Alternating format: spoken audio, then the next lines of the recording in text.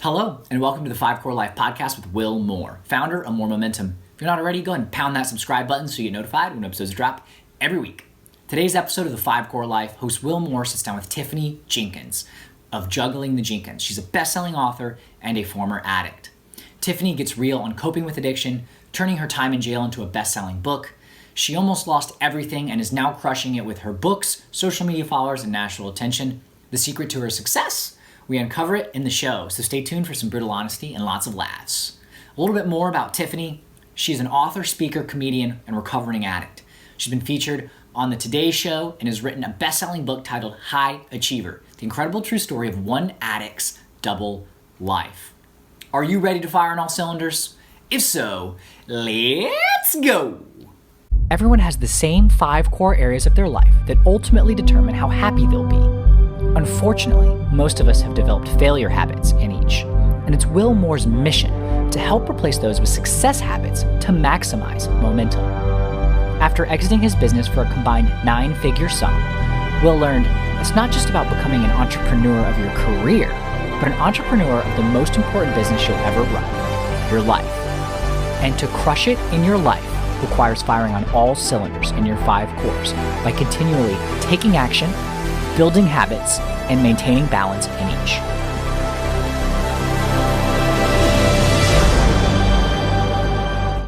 So Tiffany Jenkins, best-selling author, Juggling the Jenkins.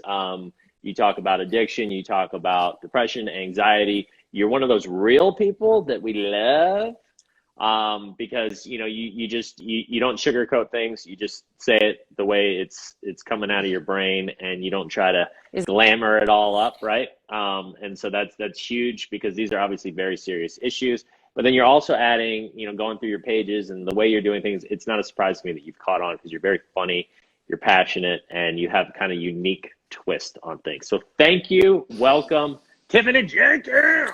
Woo! Thank you for having me. So, all right. So can you just tell us a little bit about, your journey? I always like to start with kind of, where did little Tiffany Jenkins start out? How did she get to, where the struggles, the hard stuff, and then how did she come out of it, write the book, become this huge, you're on the Today Show, the doctors, you get this 4.4 million followers. Walk us through it. So it's kind of a long and twisty tale, but I'll give you the cliff notes. I was a really great kid growing up. I got good grades. Things were fine. I was anxious and nervous all the time, but I didn't know what it was because it wasn't talked about really back then. So my senior year of high school, I discovered alcohol, and it was the first time that I felt numb. And I didn't feel anxious or nervous anymore. And I loved the feeling so much that I chased it. And I ended up dropping out of school my senior year. And I just spiraled for the next 10 years into addiction. And I made some really terrible choices that ended up with me in jail, a place where I never thought I'd be. And just when I thought it was the end, it was something amazing happened, and my father came and visited me in jail and told me that he had gotten sober and that he wanted me to get sober too, so we could take the recovery journey together as a family. And so that really inspired me, his love to get my life together. And so I went to rehab, and that was when all the amazingness started. And by rehab, I'm assuming AA, or was it something different? So my problem was drugs. Specifically, like I couldn't handle my alcohol either by any means, but for me, opiates were my downfall. So I went to a 6-month live-in residential treatment program, and we worked on the 12 steps there. It was actually a faith-based rehab program. And so basically we went to NA meetings. NA, excuse me, yeah. No, that's okay. Similar, right, the similar concepts is just one. Substance abuse is substance abuse, but clearly, right, not to take away, sorry, I mean, No. The narcotics, that's a deeper, darker hole, so let's give you some credit for that. Yeah. Alcohol is alcohol. I was eating garbage out of dumpsters, mister. Let's not, I'm just kidding. Go. The only reason I mention it is because sometimes, for some reason, people are very specific about different programs and like claiming to be in different programs. And me, I don't ever talk about any programs on my page or in my book or anything, because it's like an anonymous program. And part of the traditions are you keep it anonymous at the level of press and radio and film. Right. And so many people listen to me, and I don't ever want to try and be like the face of NA, because to be honest, I believe different things work for different people. And so I'm all about just general, if I can do it, you can do it. A life after addiction is possible. I love it. Somebody just said we can't hear you. So let's make Love sure. it. Can somebody right now that's watching this tell us, can you hear us or not? Because Do you want me to try to take my headphones out and see if that helps? no, I can hear you perfectly. I just want, and I'm pretty sure everybody can hear you. Somebody just did thumbs up. Everyone's okay. Can we hear her? Can we hear her? Can we hear you? Can we hear everybody? Mindy can hear you. I'm an ancient fossil, and my headphones are from Kmart, and they're old, and I don't know what shape I can in. hear. They're coming in. We can hear. Okay, I just wanted to make sure. Okay. All right, you know what technical stuff? You're out of here, dude. Now we're getting into the real. Okay, so, oh God, so coming from so my mom was raging alcoholic. Really? Verbal, mental, and physical abuse growing up. So that kind of shaped my childhood. So I'm very familiar with, what it can do. I ended up going the opposite way. Well, I shouldn't say the exact opposite. I still drink a teat or two here and there, but I got scared by what I saw from my mom, and I was like, I do not want to be that way. And so I kind of was just like extra careful with alcohol, like when it started becoming introduced. Like you said, I think you said high school, you had your first sip, and I was like, oh. But then I actually did in college. I kind of let my guard down, and I did start getting into it. And there's different levels, as you know, of alcoholism. And I think binge drinking can definitely be one of them. And I definitely got into the binge drinking in college, and I saw it starting to take a negative toll. Luckily, I was able to catch myself and sort of be like, dude, you need to chill. And step away from that a little bit. And now, it's, I assume you don't do any, do you do, or I shouldn't assume, any drinking, or is it just cold turkey? No, I have not had a drink or a drug in 8 years, ever since I got arrested, actually, because for me, like, I can't turn it off. It's like, there's no off and on switch for me. It's just on all the time. So if I were to just like have wine with a friend, I'm not kidding, the next day I'd be pawning all my items and like in a ditch. I can't control it. Yeah, and that's very common, right? It's like some people trick themselves into thinking that they can, right? Like, I can just have a drink or two. And my mom's actually one of those. So she was she went to AA, she got sober. Is she sober? And she died. Let me finish the story. I'm sorry. Tiffany, for God's sake. My parents are dead. It's like my wife saying, like, when I tell her there's a movie I like and we start to watch it, and literally every 2 seconds she's like, is he gonna be the bad guy? She's gonna die, isn't she? I'm just like, just watch the movie. I'm so sorry. Okay. I'm listening. But I get it, because like I said, I'm used to it. No, she's alive, so we'll start there. So it's a happy thing.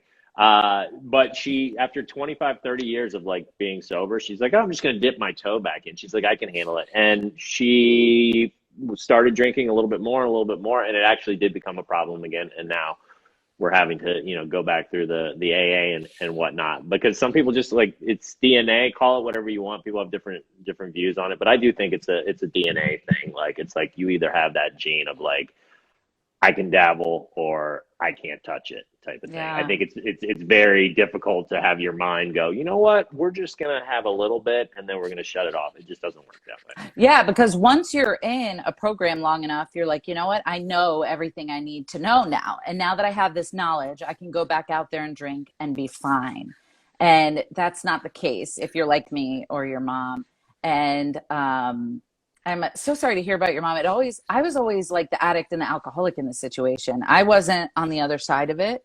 And so it really like breaks my heart when I think about a kid with alcoholic parents, because they're the ones who are supposed to be like guiding you through life and teaching you the ways, and to have to grow up so fast. It really breaks my heart. And I think it's so cool that you turned out as amazing as you did. despite the obstacles that were in your way. And I'm sending your mom so much love, and I'm always around if she wants to talk. Not that she wants to talk to a strange, weird lady, but I'm always here. Oh, you better be careful with that offer. My mom loves to talk, and she will talk to anybody, and she will talk for hours. So I would love be to talk careful to with her. what you wish for, but that is very sweet of you. Actually, the truth be told, I ended up hitting my rock bottom. You said you went to jail. I went to jail too. I hit my rock bottom not for drugs and alcohol, but actually fighting with my mom. On my way to my senior freshman year of college, heading to school, we got into a fight in the car, as many fights before, and I ended up punching her in the arm, which was no bueno, and she immediately pulled off of. And they're just of the highway. There happened to be literally all like packed up with all my stuff to start this new life in college because I'd already been struggling in high school. I was like, okay, first day, new time, and pulls off. There happened to be a fire station literally right there with like 4 firefighters just sitting around chatting. And she like gets out and she's like, my son just hit me. Immediately call the police. I end up in jail. I'm like, oh my God, Wow. like what is happening to the world? So. And then that kind of parlayed into I still was your typical victim in college. I didn't get into a fraternity, which a lot of people say, oh, rich people problems. No, I mean, at my school, it was like a very small school, and it wasn't a rich school, but it was like you're either in a fraternity or you're a pariah, social pariah. And Right. every single person in my entire dorm room and freshman class basically got into one, and I didn't, knowing what I know now about humans and how they operate, and I was like your victim and putting all the focus on myself. It makes sense, but at the time it was devastating. So that's when I kind of had my rock bottom. And you know what? Just sorry, this is a long-winded way of saying No, it's okay. the fact that my mom was that alcoholic and that I struggled growing up and I had to hit that rock bottom. To me, I'm so grateful because I don't know I always kind of talk about how people tend to hover between rock bottom and their best self. And it's like that gray area where it's like you're not quite motivated enough to like go out and do something like you did, like write a book and be like, you know what, I'm turning my life around. But they're not so low that they're like, like I can deal with this. It's kind of, life kind of sucks, right? And then they get to the end of their lives and they're like, oh my God, coulda, shoulda, woulda. I could have done this, I could have done that. So rock bottom in a way, and having a tough childhood, I think for a lot of people, depending on how you use it, can be a gift. 100%. Absolutely. I always say rock bottom was the springboard that I needed in order to get to where I am now. And the whole childhood thing, I think it can go one of two ways. Sometimes people use their alcoholic parents as an excuse of what, or as a reason not to drink. And then other people are like, well, let me see what was so good about it that my mom loved it so much. And they end up following the same path. But it's devastating all around. I hate addiction. I hate alcoholism. And I hope that I can keep having opportunities like this to talk about a life after it and how it's possible so that other people can see that it doesn't have to be, the way their story ends. Thank you. And so speaking of the life after that, let's get into the good stuff and let's talk about so you had your, rock bottom where you sprung up, and how did this transition to where, you wrote the book, you started becoming, a personality associated with this, sharing your story that really just hit with people? Like, tell us about that journey. I had always loved like being in front of the camera and being a wacko, but like I had developed a sense of humor because I was so painfully insecure and self-conscious. And so I would like make jokes about myself and things like that in order to draw people to me and keep them away from like the truth. And so when I started having kids, I felt really lonely and I started writing, and I wrote about real stuff. Like I wrote about motherhood and my struggles, and I was amazed at how many people were like, dude, I feel the same way. And the more people came to me and like praised me for being honest, the more it motivated me to keep going. And so when I say that I literally wouldn't have had the courage or the strength to write a book or continue making videos if it wasn't for people like the people here in the comments, I wouldn't have, if it wasn't for them accepting me, I wouldn't have been able to do it. Wow. Yeah, that's a common story you hear. Like comedians will be like, I use humor as a, people that go on and become very famous. A lot of them say that as a kind of a defense, maybe coping, whatever kind of defense mechanism. Yeah, to sort of be like, oh no, look, I have something to offer. I'm funny, right? But at the same time, don't sell yourself short, because not everybody can just create funny, right? It's like you either have it or you don't. In my Right. opinion.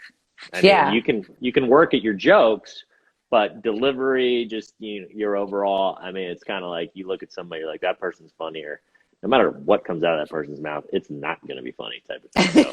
So you have the magic. So don't sell yourself short. But it's interesting that you said that's how it kind of sprung. So, and then when did you decide, okay, I want to write a book, and put it all down, and how did that process go?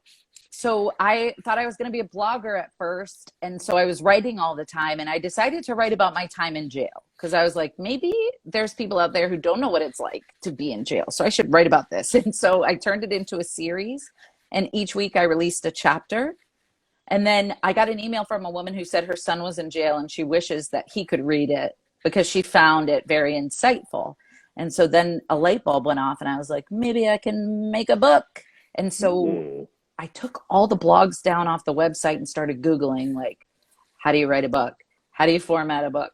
How do you get a book published? How do you get an editor? Nice. And if YouTube taught me everything, and I self-published, I ended up writing it, and I self-published it on Amazon, and it did so well that it was picked up by Penguin Random House, and now it's available in stores and stuff. Oh, that's cool. I didn't know that. Yeah. So I'm writing a book, and I'm asking myself all the same questions that you did. Like, I'm like, do I try to go this route or this? That's good to know that you went the self-publishing route, and then they said, hey, this is awesome, we want in, and then you, very interesting. Okay. So you already had some good success just doing it yourself. I had 12,000 Facebook followers at the time, and I would write messages to like these publishing companies, and I'm like, I know I can probably sell at least 12,000 books. Like, give me a chance. And they're like, that's not nearly enough. And I was like, dang. So then I was like, okay, it's a popularity thing. Like, obviously they want to ensure that they'll be able to sell this. So I was like, well, I'm not waiting, and I'm going to just do it myself. And so I did. God. And then the page ended up growing. Page grew, and then and then some more people, and then obviously if it's a good product, which it was, I don't know how, really. Then people tell you, hey, you got to read this. This is awesome. And I see people in the comments now, best book ever. Like, I don't get it. I'm the worst self-promoter ever. And also, I didn't graduate high school. So I say this to people all the time. I'm like, I dropped out of high school, dude. And if I can write a book that becomes a bestseller, you can do it too. Like, there's no reason. I put words on paper and into sentences and paragraphs, and people are reading it. And so if a dum-dum like me can do it, you can too. It's like that old cliche, like, if I can do it, you can do it, but you really mean it. Yeah, like you really mean it. I try to tell people that all the time. And the same thing about getting clean. Like, there's nothing special about me. I wasn't born with special DNA that allowed me to kick addiction and get clean. Like, I just became willing to do whatever it took. And I'm a huge fan of like researching, and Google has everything you need. If you want to learn how to like do a backflip, I don't recommend it, but if you want to, Google can teach you. Like, there's information out there. That's and I love that you said that, and that you kind of, well, first of all, I'm always telling people, like, don't get that analysis paralysis thing. Like, you could have easily been like, I want to write a book, but I don't have any idea how. It looks so 10 zillion miles away of people that have published books. Like, I can't do that. You just got on the internet, you took the action, you started Googling, and you're like, I'm gonna do it, and you did it. And that's such an important lesson to just, I want to point out to people that it's like, you just got to take the action and do it. Because even if you fallen on your butt, something tells me that you would have said, okay, what did I learn from this? And then I would have, maybe you tried a different angle. But that's the key, is like just doing it, failing, learning. I mean, fortunately for you, you kind of hit it out of the park on your first one, which is always fun. Yeah. But I'm sure that, it's never a this quick story, right? So I'm sure if I were to get into, we could probably spend 10 hours on the journey of writing the book, getting up to it, the struggles, all that stuff. I'm sure it wasn't just like one day I decided to write a book. Right. A week later, I had my book. 2 weeks later, it was published because I Googled, right? Didn't work that way. It was definitely a process, but it's fleeting. And I mean, I'm not a go-getter. Contrary to popular belief, I have days where like I can't get out of bed and I don't want to do anything and everything seems so far away and it's hard just to do the basic things. But then I have days where I'm superwoman and I'm like, I'm going to start an empire and write a movie script Right. and have another baby. And like, I just get really crazy. So when I feel motivated and inspired, I really just run with it because I don't know how long it's going to be there for. Well, that, and that's a really great technique. And because, that's unfortunately a lot more than most people do. Like they'll get that fleeting and then it'll just fleet right out. And then the next thing that jiggles itself in front of them, whether it's an Instagram post or, Netflix or Apple Pod, you did it, and then they're on to that. And then it's like, whatever that inspiring thing was, it sounds like you're able to at least be like, all right, jigglies, get out of here for a second. All right, jiggles. I'm going in. And then you do it and you take the actions and it's like, that's it. Because so how many of us, and writing things down, I'm a big fan. Do you write things down? Like if you get an idea or an inspiration, I text do you write it things to down? myself. There, just same process. There's power in that, isn't there? There's power in like writing it down. It becomes real. It's something tangible versus just like in your mind being like you were saying earlier, okay, today I'm Superwoman and I'm going to write a script and I'm going to have another baby. I'm going to, whatever. Like if you don't actually write something down, send something, it's like it's not going to go anywhere. Yeah. I'm a big fan of goals. Do you do goals or do you just, how do you handle those? I used to, but when the world like kind of paused because of everything that's going on, it felt pointless to me to try to make goals because I had no idea if and when I'd be able to achieve them, which is an honest and not great answer, but everything I appreciate the honesty. got put on hold. And I was like, man, I'd love to be an actress, but production's halted everywhere. And so I've kind of just been in limbo and focusing on the family and stuff. But I was looking at the cores, okay, that you talk about, the 5 cores. Mm-hmm. And I'm super great at like the mental self-awareness and everything like that. But I just let all the other ones go to the wayside. And I was reading about it and I was like, maybe that's why I sound smart when I talk, but on the inside, I feel like an imposter whose life is falling apart. So let's talk a little bit about that. So, right. I mean, these cores, for people that don't know them, there's these 5 core areas that I feel that I've identified as, over my journey, my rock bottom. I didn't come up with them until these last couple of years where I'm like, how do I organize this so that it's simple and people can understand it? But basically, to me, we all have these different areas of our life.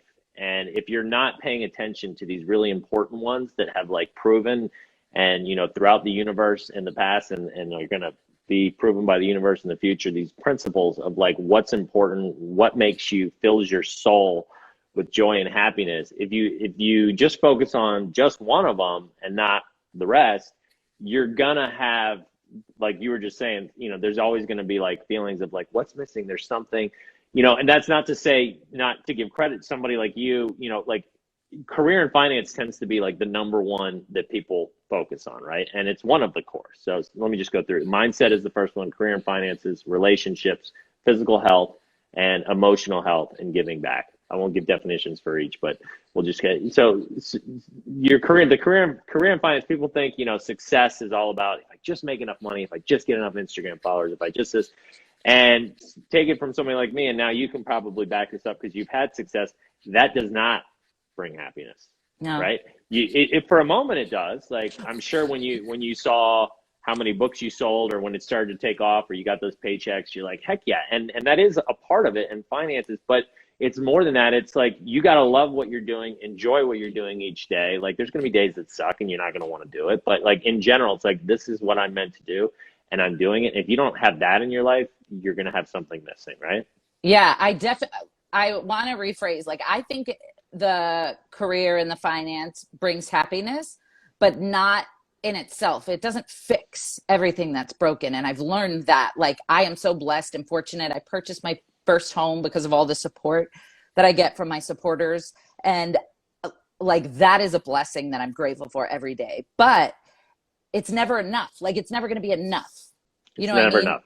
ever. And, you know, you look at people who are super rich and famous, like Kim and, you know, if you could buy every single thing that you wanted in the world, then what is there left to get excited about? And I think about that all the time, going from being homeless to being able to buy crap on Amazon if I want. Like, what's left to get excited about if I could have everything I want? This is such a great conversation because it's so true, right? And those are, you know, the Kardashians are a perfect example to me. It's like I'm willing to bet a lot of chula money that, you know, that they're not. I'm not saying all of them, but that they're not fulfilled inside. And, you know, right. The problem that happens is, like, no matter how much you get, like, so like I was interviewing a guy the other day. He sold his book, this book that I was a big fan of. It's called The Energy Bus. Anybody that's watching should check that out one too. John Gordon. And he was talking about how at 23, you know, then he basically he had $5 million in his bank account. And he thought that was going to bring him happiness. And for a minute when he was driving in the Porsches, and he's like, this is awesome. But then it was like something, you know, he's like, he was starting to get depressed and stuff. He's like, well, if I only had 10 million, he's like, 10 million would be the number. Right.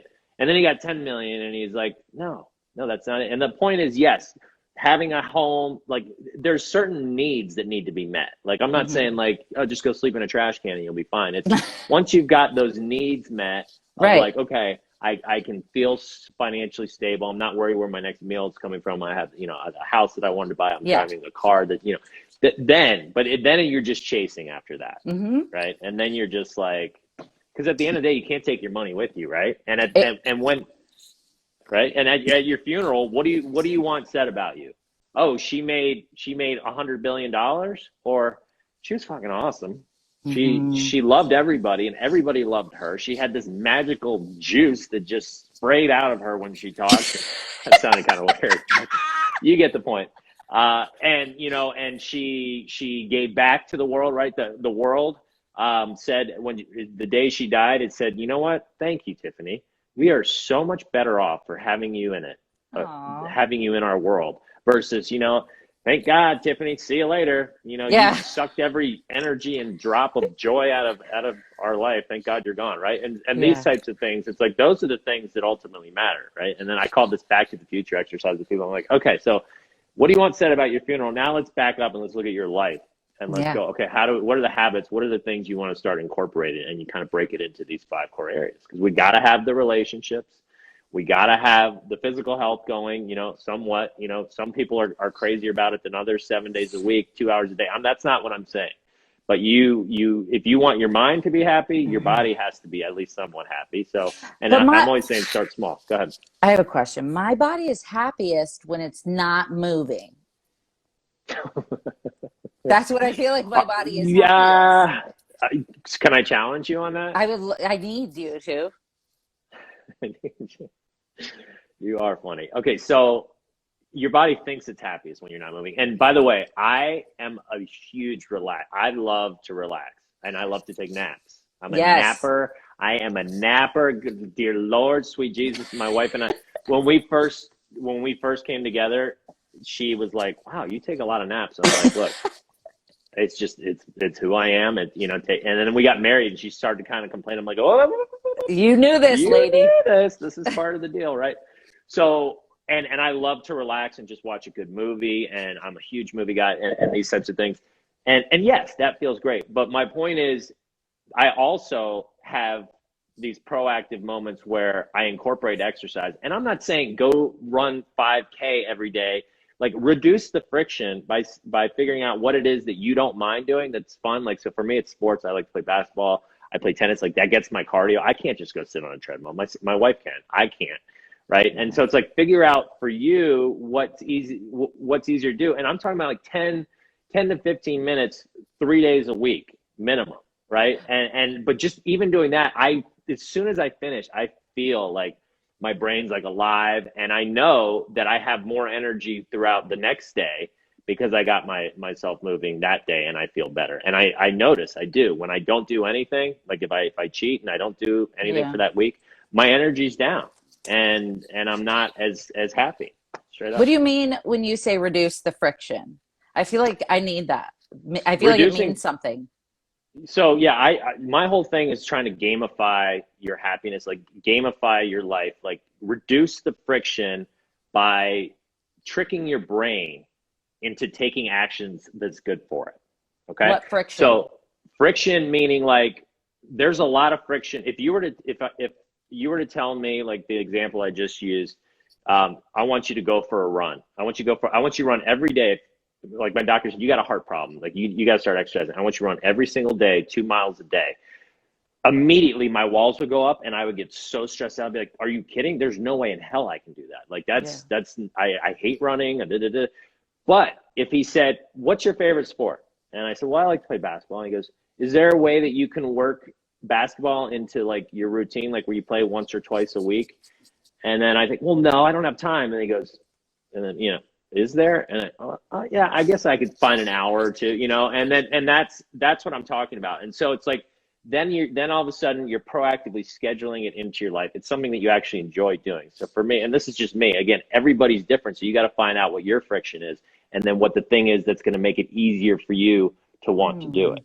Right. Okay. So for me, it's the basketball, which actually they shut down when COVID hit. So I had to completely change gears and it sucked because I was going to this gym 3 days a week. I was playing basketball for an hour and a half.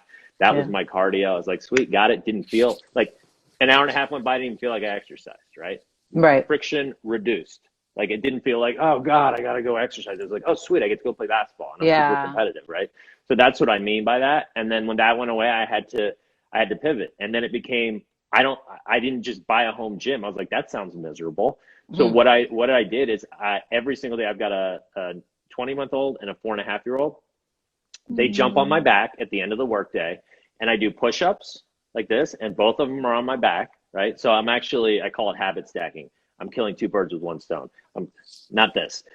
I'm hitting my relationship core, spending good time with the family, and I'm hitting my physical health core. And we're having fun doing it, right? It doesn't feel like exercise. They're laughing, and then I do these, and I like lift them up for my shoulders. So and I won't go through the whole thing, but right, it's just like, and my heartbeat's getting up, and then my son, right now we're doing a game where he's, can we play the chase game? I chase him around the house, and it's like we do it for like 20 minutes, and I'm not kidding you, like my heart is and I intentionally like make sure that I keep, and it's like I'm having fun doing it.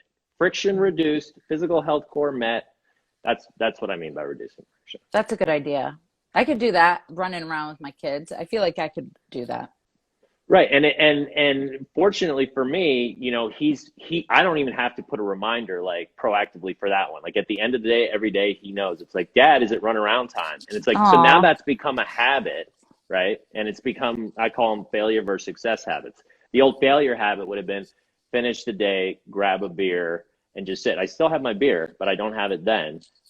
First I do that. I run around with him. I get my heartbeat. Then we have dinner. I have my beer. And I'm like, okay, I feel good about having my dinner and beer now. Right, I've done a lot. And I add every other day for my work days. I either do push-ups. I bought a pull-up machine. So like when I literally for lunch, when I go to grab my lunch right before, it's just part of my routine. My brain knows that it's going to happen. And at first it sucked, and I was like, I don't want to do push-ups, right? Because again, I was going to the gym, and that was where I was getting exercise.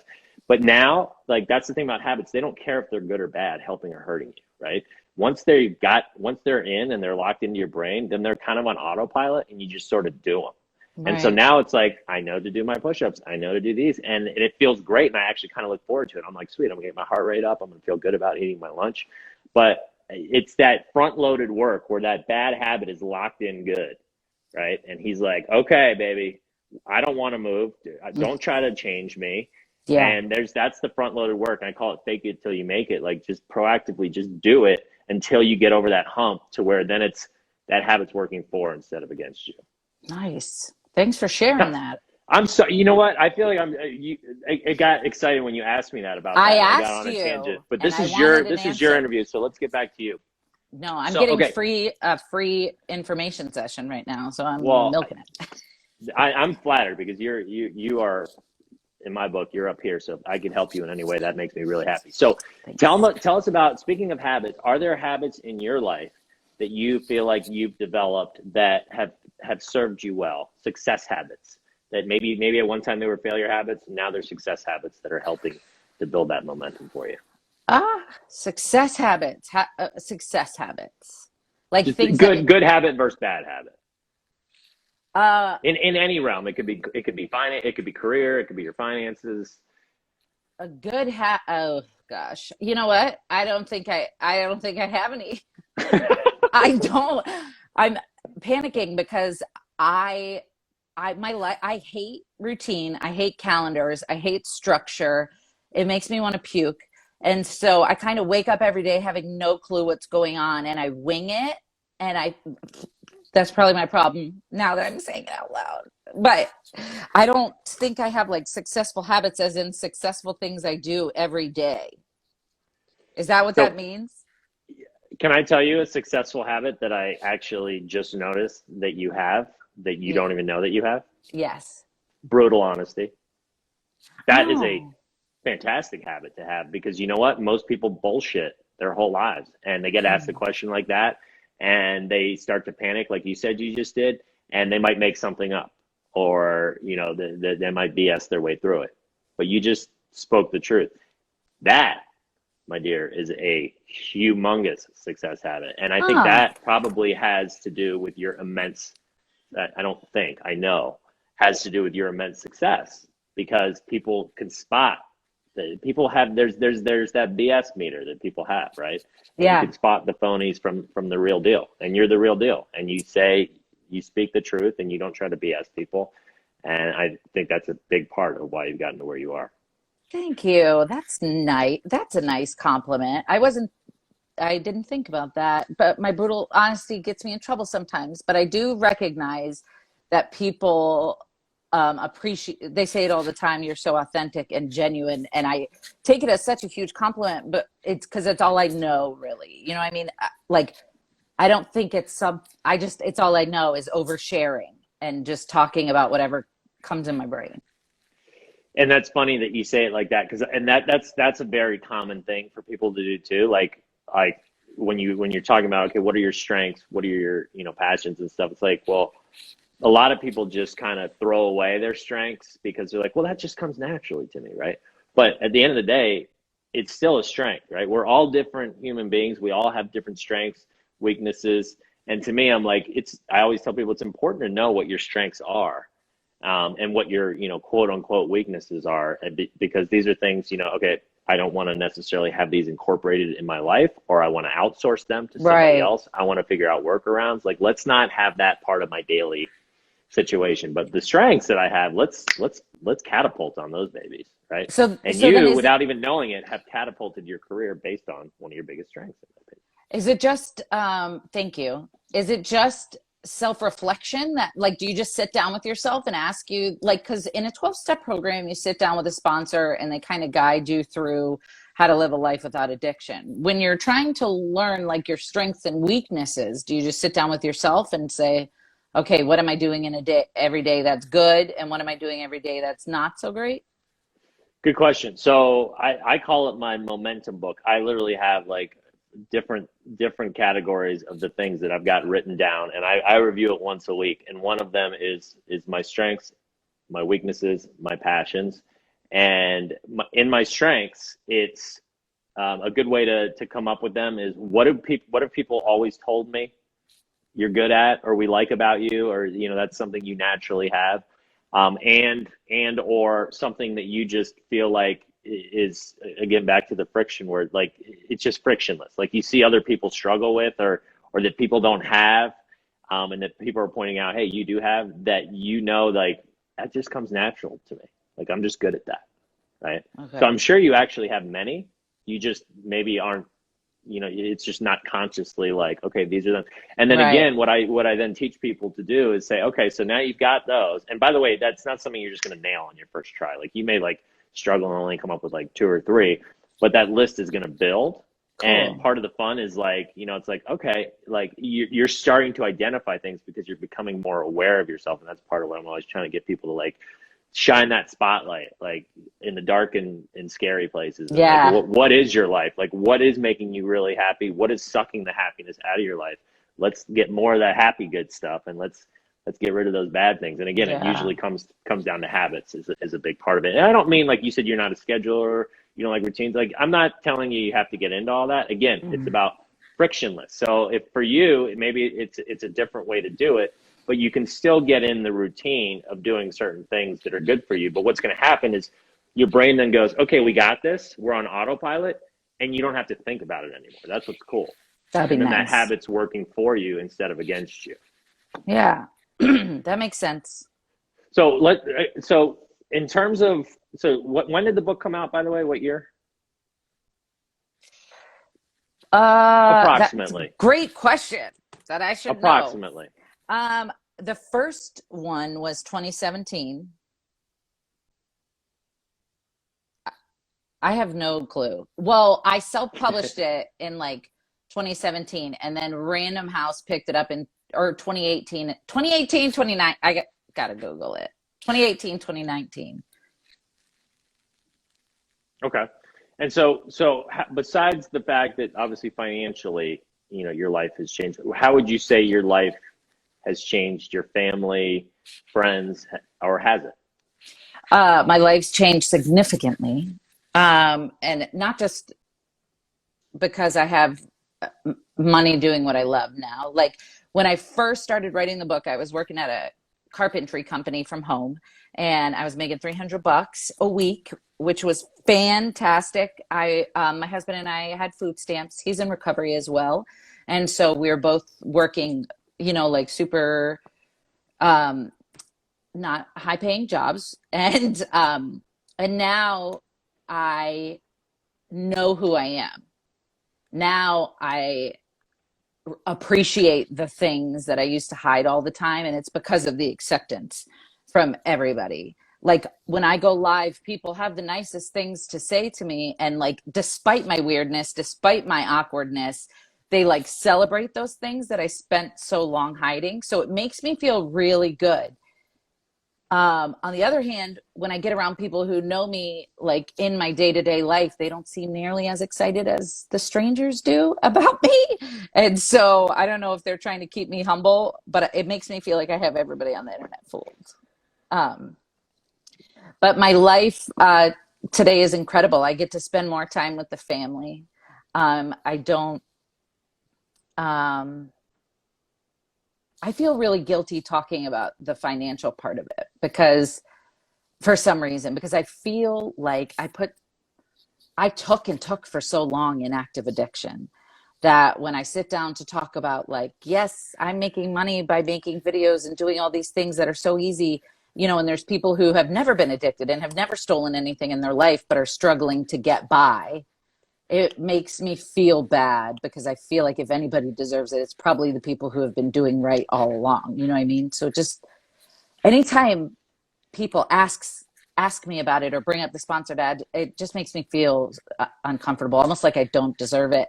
And I was talking about this last night on my live. Your question was simple. How has your life changed? And for some reason, I feel guilty saying how it changed, I think. That's totally normal, by the way. It is? Continue. Yeah. Oh, yeah. Totally. And, okay. And do you want me to tell you why? Or I would love it because I'm sweating. I'm done. It is so common for people not to want to, talk about it. And so we learn at an early age, one of the qualities, be humble, right? That is a universal principle. Here's the difference though. When it's okay to celebrate your wins. And I feel like for most people, when they find success, there's like that guilt feeling of like, well, why did I get it? Like, well, what about that guy? What about that guy? What about her? Like they're just as deserving. And that's just part of, it's in our DNA. It's how our minds work. And it falls into, I put people into two different categories. Shouldn't say two different categories, but there's a spectrum, and there's your fixed victim, I call it, and then there's your growth owner.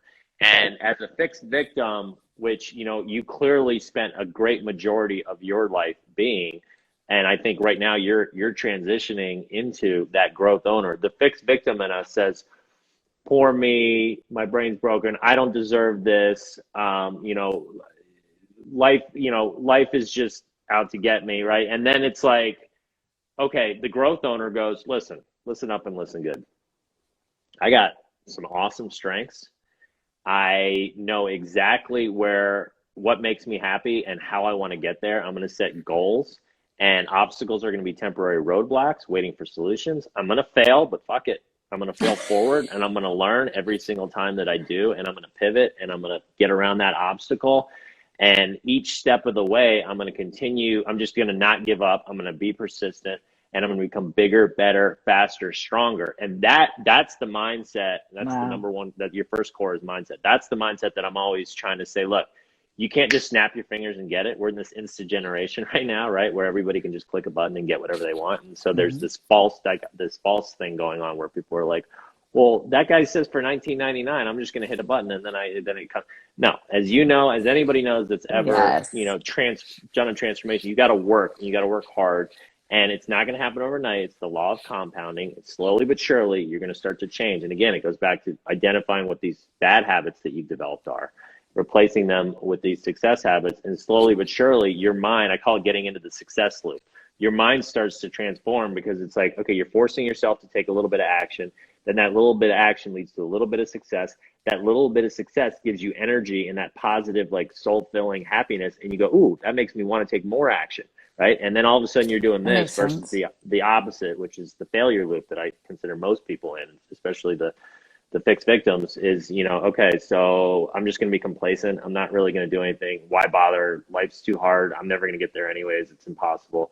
And then that leads to feeling worse about yourself and a worse mindset. And then you're like, oh, and then you have less energy, right? And then it's like, it's just this failure loop. But so you were able to break out of that, but it's still fairly new for you. And so I'm guaranteeing you there's still some of that fixed victim stuck in there that, as you continue on your journey, I promise you, it'll start to fade away. That's great news. I'm on the hamster wheel loop, and I don't think I'm heading towards what you said. I can't picture ever feeling that way, where just I'm so confident and I'm like, you know what? I deserve this. This is what I want. I just can't picture being that way. But maybe in the future, I will. Maybe. You'll get to a point where, right, and it's still not cool to go out and be like, yeah, I'm awesome. And F you guys, I'm right. rich. So there's still that humble element, but what'll happen is inside you go, yeah, I do deserve this. And I have worked really hard. And you know what? I am, like I was just telling you, like you start to recognize your strengths. I am this, I am that. I'm a very honest person. People resonate with that. And I worked really hard to get that out into the world. And now I'm benefiting it from it. Heck yeah. Where else can this take me? What's my next goal? Right. Yeah. And so, yeah, that'll come, and it's definitely not something that happens overnight. I mean, my journey was a 25-year journey from fixed victim, suicidal in college to, I exited it was a delivery startup, like a Grubhub or a DoorDash type thing, but we actually started way before them, and we exited in 2019 for $330 million we got bought out for. And I only say that number, I feel like, see, again, right? Like the old me would have never said that number out loud. But people go, whoa, and there's some credibility to the fact that it's like, okay, I went from zero to, in a lot of people's minds, success financial wise. But then what I do is I come in the side door and I'm like, yeah, hey, look, I'm successful money wise. Listen to me. But then it's like, okay, here's really what success is, and this is what it's really about, and what happiness is about. And yes, the career and finances, that's one piece of it, and I can help you to get to there too. But you got to have the relationships, you got to have the mindset, you got to have the physical health, the emotional health. And so it's like, I kind of am using that as a way to sort of say, look, guys, yeah, I have credibility, and now let's get to the real stuff that makes you happy. Because like you just said, so now you've got this success, and it sounds like, with these other core areas, you maybe need to, start building a little bit of momentum in. And then those areas where you're starting to feel like you said, you're a fraud, or you feel like, I don't deserve this. Those, I promise you, like they'll start to disappear. But you don't want to just make everything in your whole world about this, like this thing that you're doing with people, or the career and the finance aspect of it. Because then, like you said, there's going to be those areas that are like, you're not quite sure how to put your finger on it, but something's not quite right, and it could be better. Yeah, absolutely. It's very helpful. And I think it's very cool that the fact that you're a hundredillionaire and you're still taking the time to help people is amazing. Yeah, I decided when I did that, I confirmed what I already knew in the back of my mind, which is that money does not, like we were talking about earlier, like if I Yeah, only but had you 10 weren't million, kidding. You if I like want, had a leg to stand on when you said it. well, and to be clear, I didn't get $330 million did not get wired into my bank account. At that point, I mean, it was a journey. It was a 10, 11-year journey. We got different partners. We merged with another company. We got bought out by this other group. So there were investors involved. So yeah, by no means, it was a nice paycheck, but our company sold. And yes, I mean, technically I got to a point where I don't have to work for the rest of my life. And so then, Right. and it felt so great where I was like, oh yes, but then it was like, okay, now what? Like within a month, yeah, I Yeah. played some golf, I took the time off, and then I was like, now what? And I was like, shit. And that's when I realized what life is really about, or I confirmed, I guess I kind of already knew that that was going to happen Wow. because I'd read so many of these. But I was like, no, life is about growing and continuing to get to that next stage. And in a way, it's depressing because or I used to think it was depressing because it's like, wait, so I'm never going to be happy. Like I'm always constantly going to have to be like, what's next? What's next? But if you structure it to where you look at it as a positive and that, okay, at least now, right, at least, well, it's at least now I know that growth is what's really going to make me happy and enjoying the ride and the journey. And that actual goal, if I hit it, it's going to be like, sweet, that feels good. And then you're going to get that jolt. But then it's like, okay, then what's next? And there was this equation of life that I saw years and years ago. It was an app on the app phone right when the Apple phone came out, and it's since gone. But I luckily took a screenshot of it. It's up here on my vision board right now. And at the very top, it was just one picture in this app. It's called The Meaning of Life. You open up, I'm like, what's this? It said, we strive for more. And then there's an arrow like this going down to we feel dissatisfied. And then there's another arrow going back up to we strive for more. Oh, like a circle. Right. So it's like this never. So I remember reading that and actually getting really depressed and was like, wait a minute. So we strive for more because we feel dissatisfied. We feel dissatisfied because we strive for more. It's like, so basically we're never going to be happy. Like Right. that sucks. But Yeah. then I figured it out. And I'm It's like, not well, a wait a minute. destination. Right. Right. It's not the destination. It's the journey and it's the getting there and it's the growing part. And that's just in our DNA as humans. And so as long as you're doing that, you're gonna be happy. And Yeah. again, it's the 5 areas I've identified. I feel like those are the areas that are most important that bring us the most happiness when we're growing in each of those. Yeah. That's very So cool. if I were to ask you what out of those 5 cores, what would you say is the one that you would score lowest? I have a little quiz on my website. Maybe you should take it. But I thought about where it. do you think you would score lowest at of the I mean, five? right So off the it's mind, bat, physical. physical. Okay. And then what's the one other than family and mind and mental? So the mindset, career and finances, physical relationships, and then emotional health and giving back. And what that is the emotional health part is uh, like not just having your head down like a chicken with its head cut off or an ostrich in the sand, just completing to do after to do without the big picture of like what actually makes me happy. What are the hobbies that I like to do? Am I proactively incorporating those things in my life? Or is Right. like a year gone by since I did something that I really loved for myself? It's like knowing those Right. things. Again, it goes back to your strengths and your passions that you are good at, that you love doing, proactively putting those in your life, and then also coping with the stress, with the anxiety, and there's mechanisms, as you know, for that, and proactively making sure you're doing those things so that you're not letting life get to you, but you're, again, as the growth owner, you're still in charge, and you're like, okay, that sucked, what did I learn from it, versus like dwelling on it. And that's Right. another thing we tend to do as humans. Like something bad happens and we just want to think about how much wasted energy you've done in your life. You've spent in your life dwelling Yep. on something that you have zero control over because it Uh, already happened. every yes, 100%, nonstop. My favorite party to attend is a pity party, and I love obsessing about things. Like I can't stop thinking about in the beginning when I said your mom's dead. I haven't stopped thinking about it since I said it because God. that was an See, and that's, example of my brain just and saying words. right. And it didn't faze me in the least bit. Right. And so here you are. Right. And the reality of it is like, it didn't faze me at all. Like I had totally forgotten about it. Even when it happened, I made Yeah. a joke out of it. And I was like, No, she's still alive. And Yeah. this is what's going on with her alcoholism. And so, right. And so how much wasted energy, time, and think about what you could be using that time and that energy on elsewhere, Yeah. right? Maybe it's your physical health. And I'm not going to sit here and try to, be like, hey, we're going to get you into a program. That's not what I do. I'm more like, look, these are the areas. It's up to you. We've talked about reducing friction, how to do it. Maybe get creative and say, okay, I know, like maybe just start with 1 day a week. Like, okay, I want to get my heart going for 15 to 20 minutes, 1 day a week. I'm going to put it on my calendar. And what's the best way to do it for me?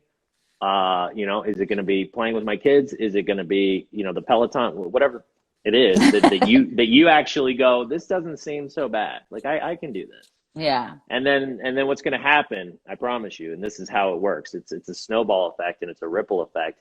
And all the cores start combining and I call it firing on all cylinders together. And that's when things get really fun and neat, because then you really do feel like, fuck yeah. You're going to see that you're going to want more of it. You're going to get greedy for it. You're going to be like, well, wait, 1 day is not enough. Like I loved the way I felt after that. And I loved the way I felt the next day. Like I want to do that more. And then you're just naturally going to be like, okay, I'll do it 3 days a week, 2 days a week. And then you'll go up to 3 days a week or whatever.